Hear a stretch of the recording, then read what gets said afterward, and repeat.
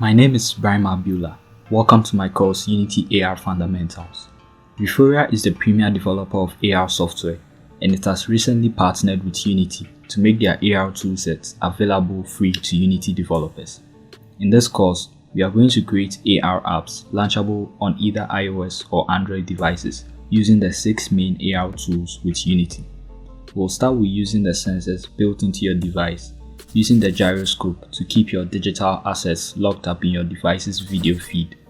We'll then move into using a target image to create a retro wireframe architectural scene triggered by a magazine cover.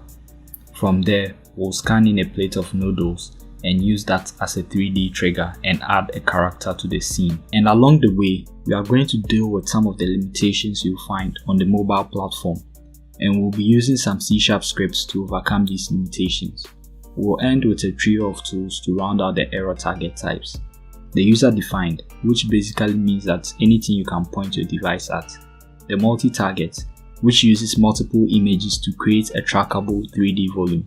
And the view mark, which is a unique way to encode your logo or graphics with information to trigger multiple AR scenes all within one branded look. Now, by the end of this course, you know how to use the main AR tools within Unity, as well as a good knowledge of the C# scripts used to overcome some of the limitations of the mobile device.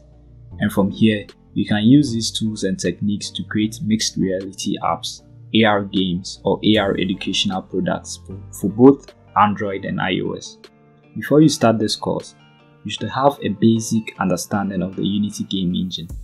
So I hope you will join me on this journey to learn AR development with my course Unity AR Fundamentals here on YouTube. Subscribe and hit the bell icon to get notified when I release new videos for the course, and also don't forget to like and comment below what you think the future of AR is. Thanks for watching. Peace.